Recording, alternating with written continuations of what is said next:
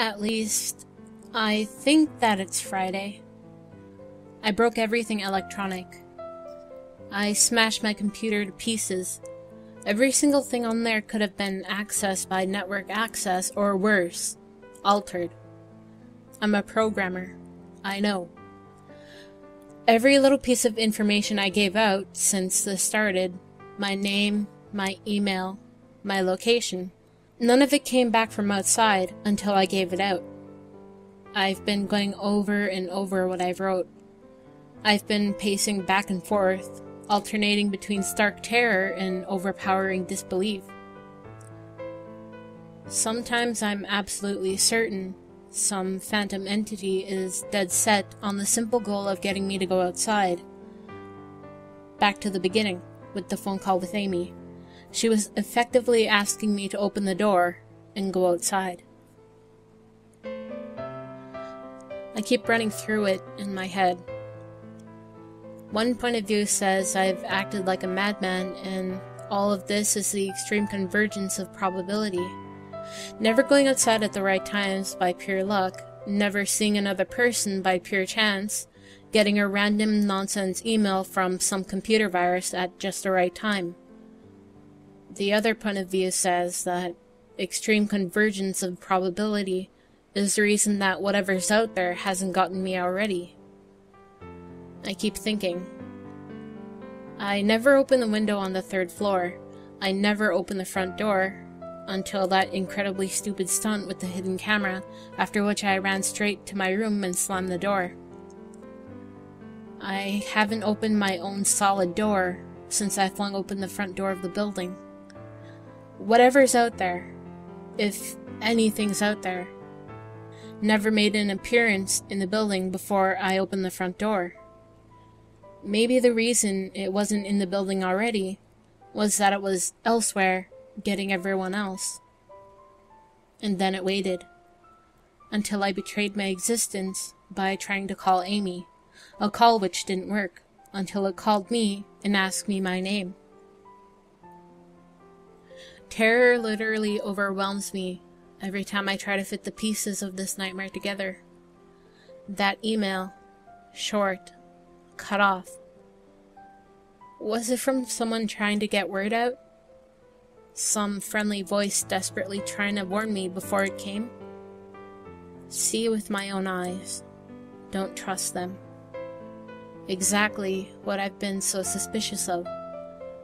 It could have masterful control over all things electronic, practicing its insidious deception to trick me into coming outside. Why can't it get in? It knocked on the door. It must have some solid presence. The door. The image of those doors in the upper hallway as guardian monoliths flash back in my mind every time I trace this path of thoughts. If there is some phantom entity trying to get me to go outside, maybe it can't get through doors. I keep thinking over all the books I've read or movies I've seen, trying to generate some explanation for this. Doors have always been such intense foci of human imagination, always seen as wards or portals of special importance. Or perhaps the door is just too thick?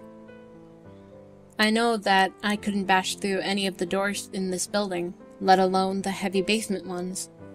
Aside from that, the real question is, why does it even want me? If it just wanted to kill me, it could do it any number of ways, including just waiting until I starve to death. What if it doesn't want to kill me? What if it has some far more horrific fate in store for me? God, what can I do to escape this nightmare? A knock on the door.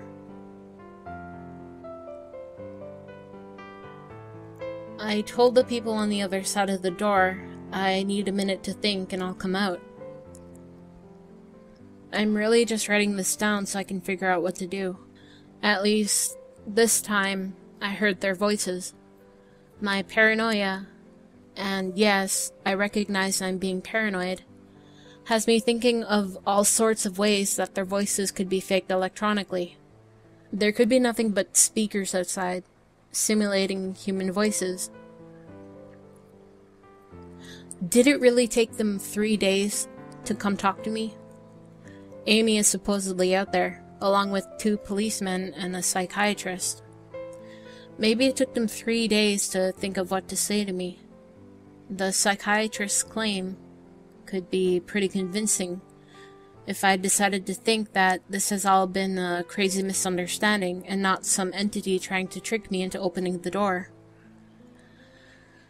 The psychiatrist had an older voice, authoritarian but still caring. I liked it. I'm desperate just to see someone with my own eyes. He said I have something called psychosis, and I'm just one of a nationwide epidemic of thousands of people having breakdowns triggered by a suggestive email that got through somehow. I swear he said got through somehow. I think he means spread throughout a country inexplicably, but I'm incredibly suspicious that the entity slipped up and revealed something. He said I'm part of a wave of emergent behavior, that a lot of other people are having the same problem with the same fears, even though we've never communicated. That neatly explains the strange email about eyes that I got. I didn't get the original triggering email. I got a descendant of it. My friend could have broken down too, and tried to warn everyone he knew against his paranoid fears. That's how the problem spreads, the psychiatrist claims. I could have spread it too, with my texts and instant messages online to everybody I know. One of those people might be melting down right now, after being triggered by something I sent them, something they might interpret any way they want. Something like a text saying, "Seen anyone's face lately?" The psychiatrist told me that he didn't want to lose another one, that people like me are intelligent and that's our downfall. We draw connections so well that we draw them even when they shouldn't be there. He said it's easy to get caught up in paranoia in our fast-paced world, a constantly changing place where more and more of our interaction is simulated. I have to give him one thing. It's a great explanation. It neatly explains everything. It perfectly explains everything, in fact. I have every reason to shake off this nightmarish fear that something or consciousness or being out there wants me to open the door so it can capture me for some horrible fate worse than death. It would be foolish, after hearing that explanation, to stay in here until I starve to death, just to spite the entity that might have got everyone else. It would be foolish to think that, after hearing that explanation, I might be one of the last people left alive on an empty world, hiding in a secure basement room, spiting some unthinkable deceptive entity just by refusing to be captured. It's a perfect explanation for every single strange thing I've seen or heard, and I have every reason in the world to let all my fears go and open the door. That's exactly why I'm not going to. How can I be sure? How can I know what's real and what's deception? All of these damn things with their wires and their signals that originate from some unseen origin. They're not real. I can't be sure. Signals through a camera, faked video, deceptive phone calls, emails. Even the television, lying broken on the floor. How can I possibly know it's real? It's just signals, waves, light. The door. It's bashing on the door. It's trying to get in. What insane mechanical contrivance could it be using to simulate the sound of men attacking the heavy wood so well? At least, I'll finally see it with my own eyes. There's nothing left in here for it to deceive me with. I've ripped apart everything else. It can't deceive my eyes, can it? See with your own eyes. Don't trust them. They... Wait. Was that desperate message telling me to trust my eyes? Or warning me about my eyes too? Oh my god. What's the difference between a camera and my eyes? They both turn light into electrical signals. They're the same. I can't be deceived. I have to be sure.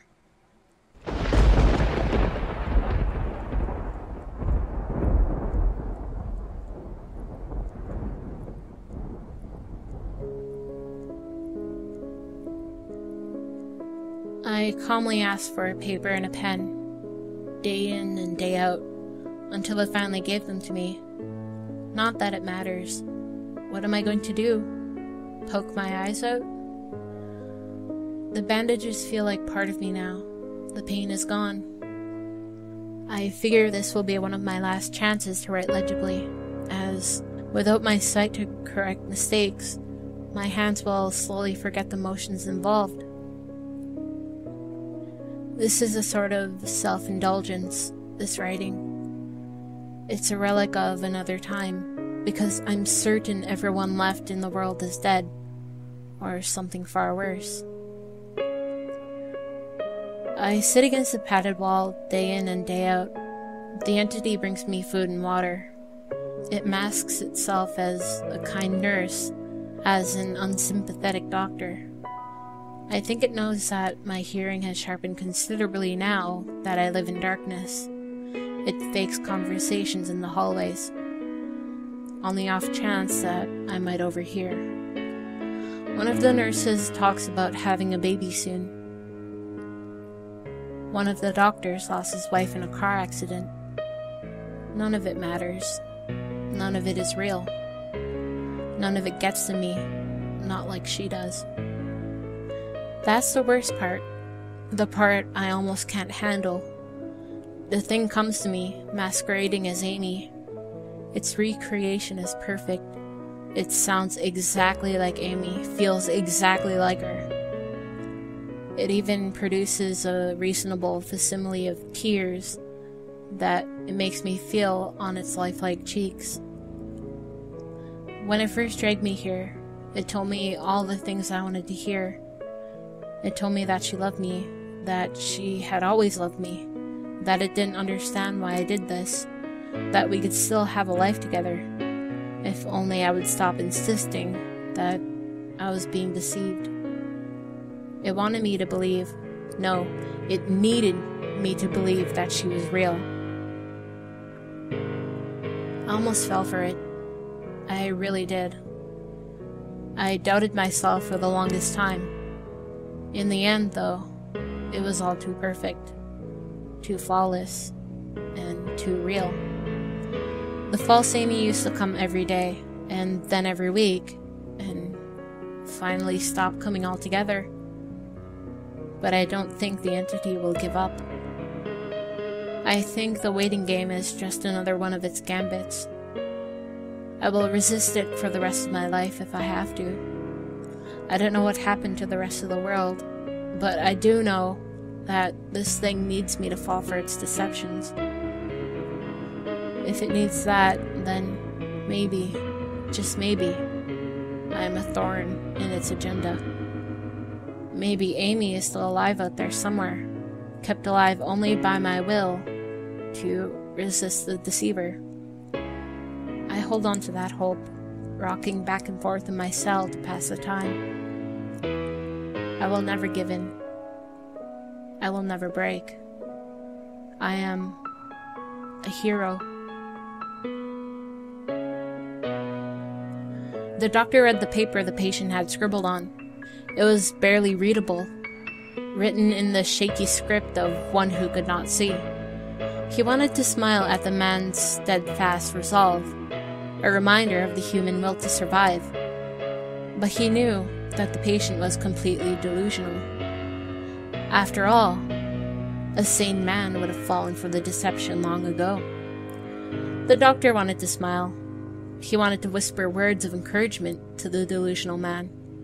He wanted to scream, but the nerve filaments wrapped around his head and into his eyes made him do otherwise.